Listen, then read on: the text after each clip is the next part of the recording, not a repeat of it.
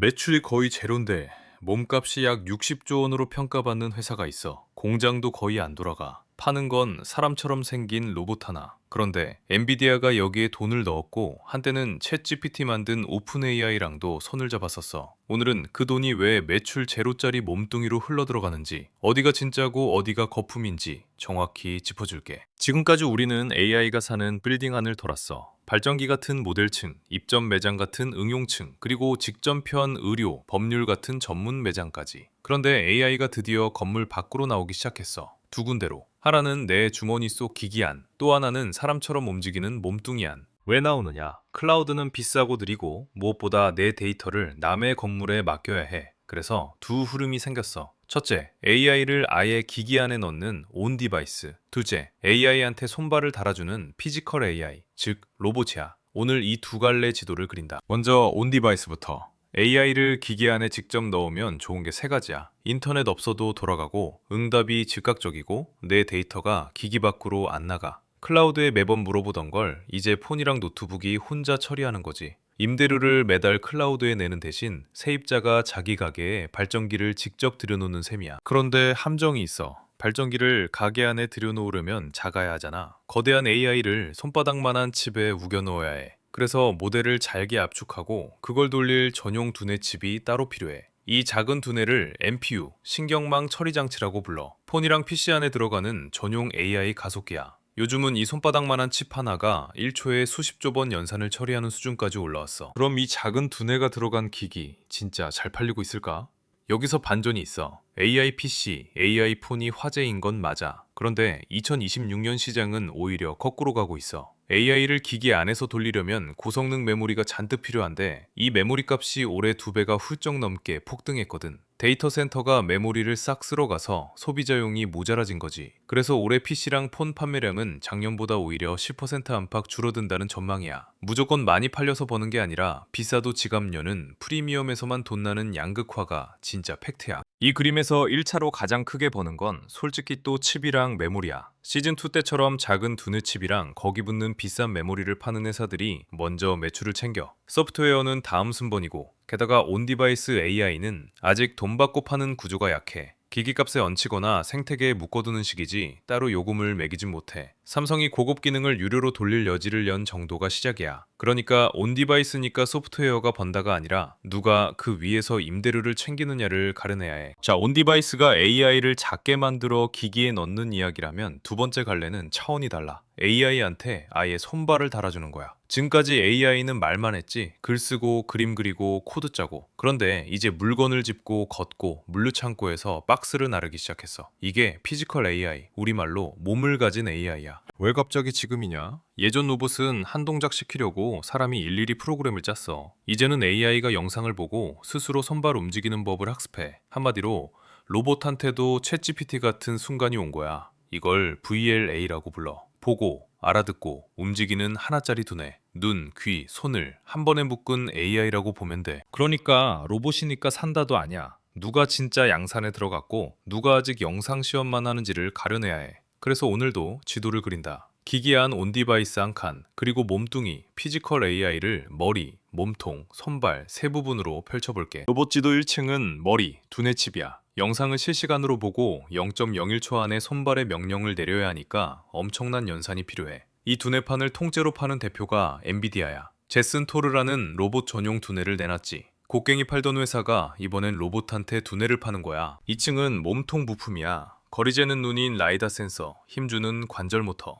누가 우승하든 다 필요한 청바지랑 삽하는 자리지. 다만 대량 양산 전엔 주문이 들쭉날쭉해서 실적도 같이 출렁여. 기대만으로 먼저 오르내리는 자리라는 걸 기억해. 3층, 맨 위가 손발, 완성된 로봇 그 자체야. 제일 화려하고 제일 위험해. 휴머노이드 로봇 회사들이 천문학적인 돈을 끌어모으는데 대부분 아직 매출이 거의 없어. 시연 영상은 멋진데 공장에서 하루 종일 일시켜본 곳은 손에 꼽지. 빛과 그림자가 가장 극단으로 갈리는 층이야. 구체적으로 보자. 사람처럼 걷는 휴머노이드를 만드는 한 회사는 보도에 따르면 매출이 거의 없는데도 몸값이 약 60조 원으로 평가받았어. 또 다른 갈래는 로봇한테 움직이는 법을 학습시키는 두뇌만 파는 회사들인데 이쪽도 매출은 거의 없이 몸값이 적게는 8조 안팎, 큰 곳은 20조가 넘게 거론돼. 완성품이든 두뇌든 붙은 값은 매출이 아니라 5년 뒤 꿈에 매겨진 거야. 셋 다 비상장이라 우리가 살 칸은 아니야. 그래서 P는 상장사에만 꽂아. 이건 현상을 보여주는 거야. 정리하면 온디바이스는 칩이랑 메모리가 먼저 벌고, 로봇은 머리 몸통이 누가 이기든 파는 자리. 손발 완성품은 화려하지만 아직 증명이 안 됐어. 그럼 이 지도에서 뭘 봐야 하느냐? 법례가 필요하지.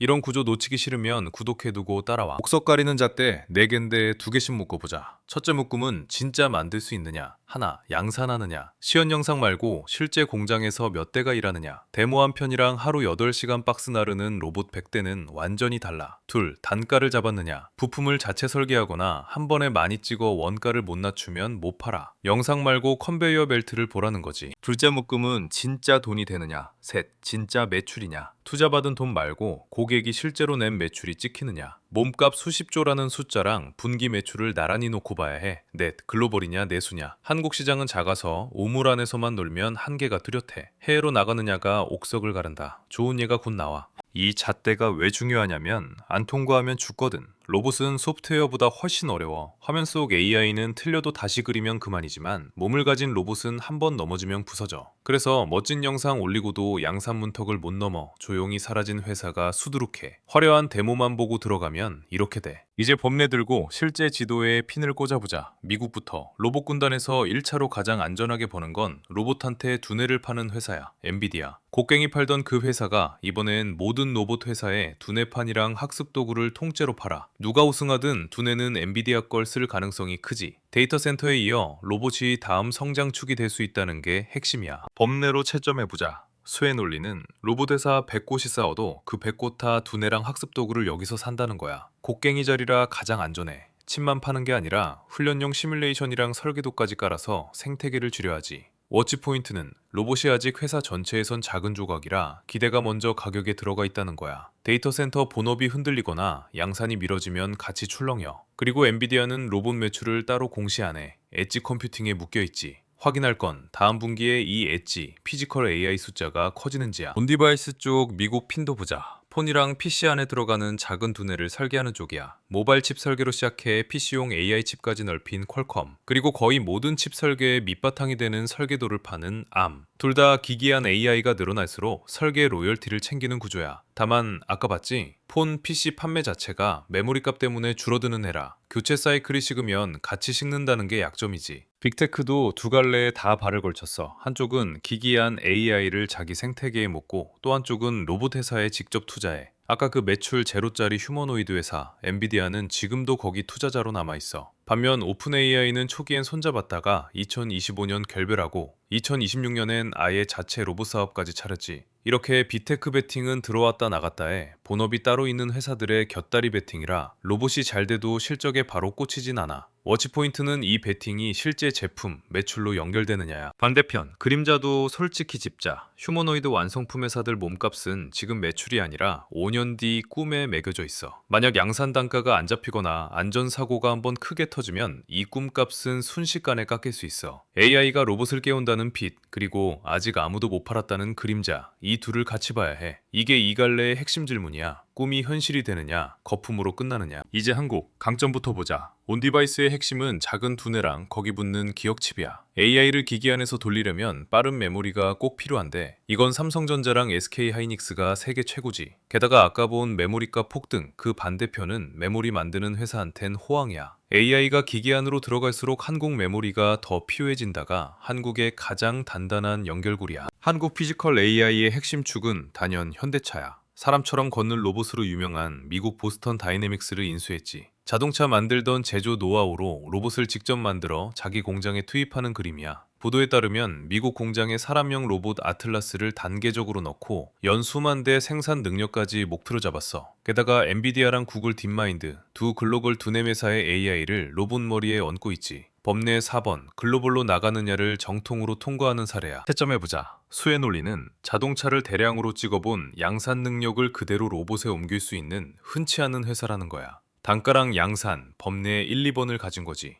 워치포인트는 로봇이 아직 현대차 전체 실적에선 작은 조각이라 본업인 자동차 업황에 주가가 더 크게 좌우된다는 거야. 로봇 기대만으로 움직이긴 일러. 확인할 날짜, 다음 분기 실적, 그리고 공장에 로봇이 실제 몇 대 투입됐다는 발표야. 공장을 노리는 게 현대차라면 거실이랑 집안을 노리는 회사가 있어. 바로 LG전자야. 올해 한국 주식시장에서 이 로봇 테마로 돈이 가장 뜨겁게 몰린 곳 중 하나지. 세탁기, 냉장고 팔던 회사가 집안일 거드는 AI 로봇을 선보였어. 아직 상용화 전 실증 단계지만 더 중요한 건 로봇의 관절을 움직이는 핵심 부품인 액추에이터. 쉽게 말해 로봇 근육을 자기가 직접 만들겠다고 선언한 거야. 이 부품이 휴머노이드 원가의 절반 안팎을 차지하거든. 모터 잘 만들던 가전회사가 로봇 회사로 다시 평가받기 시작하면서 주가도 크게 들썩였어. 그 밑으로 부품 쪽도 같이 크고 있어. 삼성전자가 지분을 사들여 자회사로 품은 레인보우 로보틱스, 그리고 현대차 아틀라스에 로봇 근육인 액추에이터를 대는 현대모비스,